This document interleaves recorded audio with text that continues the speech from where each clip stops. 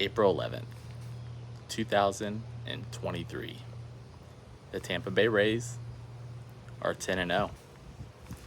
Kind of a coincidence, though, because the last team to start a baseball season better than them right now was in 1987. And that team was the Milwaukee Brewers. Today, the Rays could go 11-0 on April 11th. Kind of a coincidence. But what's really a coincidence and what's ironic about 1987 compared to 2023 is Black Monday, a recession that destroyed America's economy just like that in one day. Everything that was happening back then, higher interest rates, unemployment rates going up, stock market, mortgage rates going up. I mean, everything identical that happened then is happening today with our economy. And on Monday, October 19th, 1987, that is when Black Monday happened and the stock market crashed. It went down 22.4%. That's kind of ironic because the latest numbers, housing numbers from February, the housing market was down 22.6% for February of 2023. Kind of ironic, isn't it? But the most important thing to take away from that comparison between 1987 to 2023, where we are today, is that yes, America went through a recession, people lost their jobs, and the stock market was a mess. But you know what really did not get affected that badly? The mortgage rates and the housing prices. Yes, back then, the housing market was strong for back then, like it is today. And my point in me saying that is that although America is going through a recession, which I believe we're in one right now, it doesn't necessarily mean the housing market is going to crash like it did in 08. 08 was totally different than where we are now and back then. So, when the Fed raises the rates like they're doing, it doesn't directly impact the mortgage rates. What directly impacts the mortgage rates is the 10-year Treasury. Now, eventually, if they keep raising the rates like they're doing, it will affect the mortgage rates eventually, but it won't crash the housing market. That is ironic that today the Rays could go 11-0. And by the way, on October 19th, 1987, the Twins won the World Series on Game 7, 4-2 against the St. Louis Cardinals. That's kind of weird.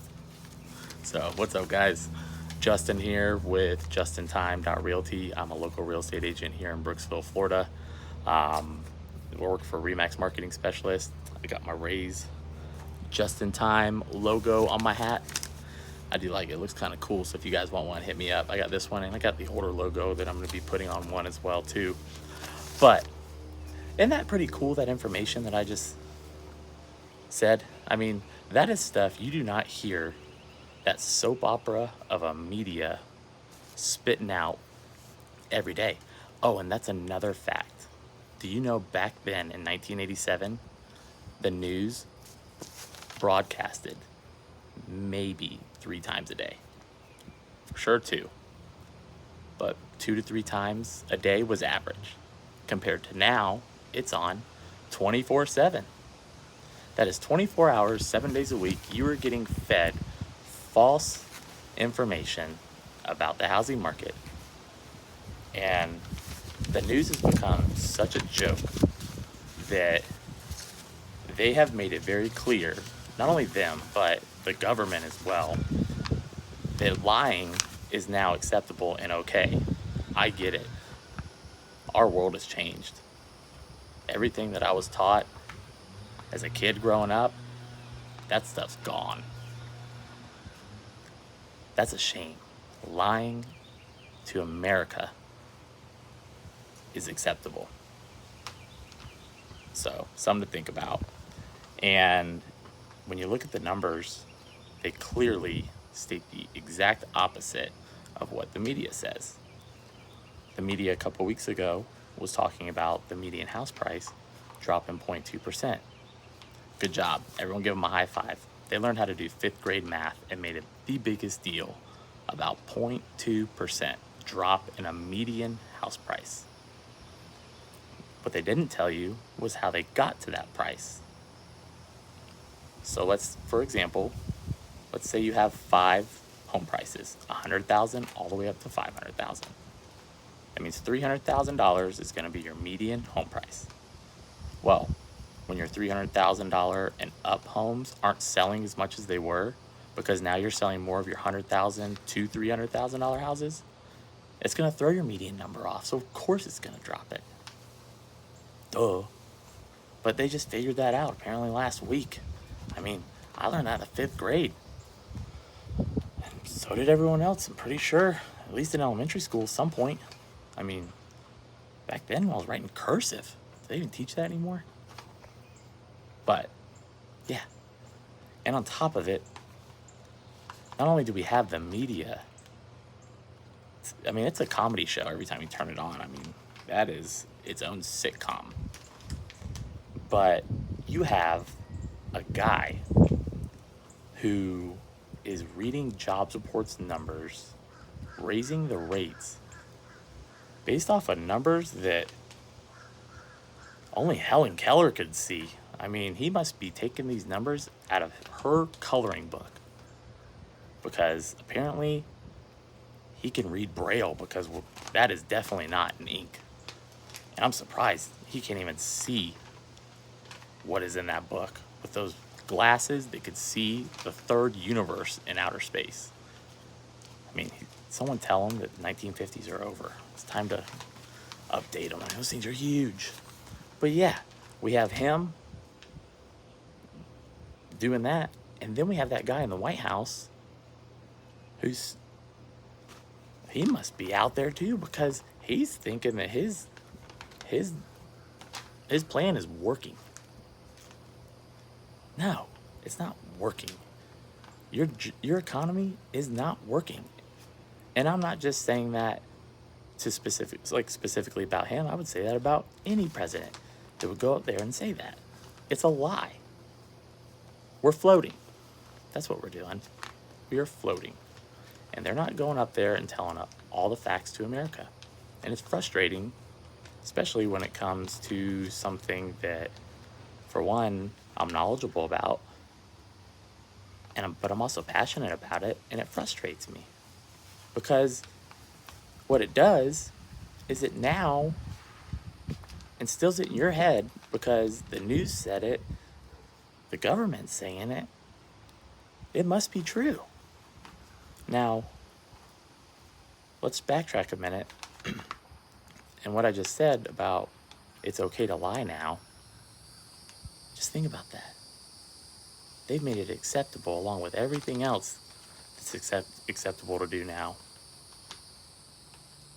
And something back growing up, none of that was acceptable. The news was your source. Not saying they've always been telling the truth all the time, but I mean, it wasn't this bad. I mean, it's awful. They were so bad that they were showing video clips the other day talking about the housing market, going off the average number, which you could adjust that and make it look a lot worse. And that's what they did. But they were showing real estate signs in their video and stuff that they were playing that weren't even from around here. All the houses they were showing weren't from around here. You know where they were from? Because I looked them up. Illinois, Rhode Island, California. I mean, I want to call them and just act as a buyer and be like, hey, I'm ready to buy a home. Where'd you see my sign? On the news. I mean, I tell you what, though, it never gets old watching them, though. It's funny. But anyways, guys, just wanted to throw out those facts. I thought they were pretty interesting to note. But yeah, our Florida housing market, the housing market in general, is very strong. The latest market report just came out on Monday. Florida, the median list price right now is at 515. Your market action index score, which is that gauge, remember I told you 0 to 100, anything above a 30 is considered a seller's market. Well, it's at 42. Your current inventory right now in Florida is a little over 49,000. Rent is over $2,700. Holy cow. Guess what? That's going up every week. So buyers, if you're sitting at home right now and you're debating on renting or buying, please do yourself a favor. Use the media to your advantage, because they're scaring the crap out of people. And go out and buy a home, because I promise you, right now, I just closed on a deal today, and I got 3 of them last 2 weeks ago in one day. And I'm not the only agent doing that. I know several agents that are doing that. So the market is the complete opposite of what those jackwagons are saying on TV. But sellers are giving concessions to buyers because they know the buyers are not going to pay 7%, 6.5% interest rate. No one would. But the sellers, I mean, when they got to sell, they will sell. Think about it.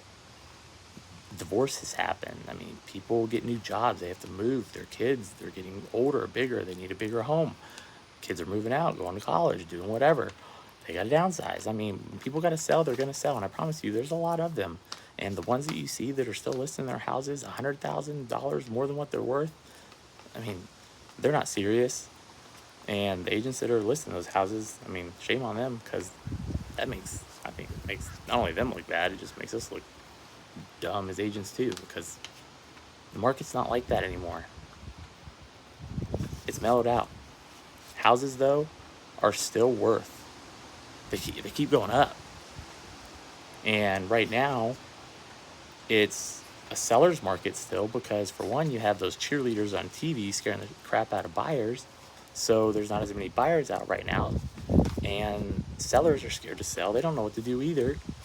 But that's why the inventory is low. So of course it's gonna make the market action index go up. I mean, right now we're sitting at about 980,000 homes, which is about it's less than that right now. It could be a little bit more. That was based off the last report that came out. I mean, we're gonna have another one coming out here April 20th or so for the numbers in March, but that's about 2.6 months worth of homes if there was no more homes to come on the market. And to be a stable market, you want at least 4 to 6 months worth of homes. So we got a little work to do.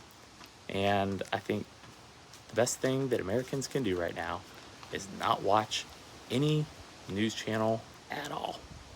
It is terrible. It's bad for your health. They talk about smoking and all this food that's bad for your health. That right there is probably the worst thing you could do for your health.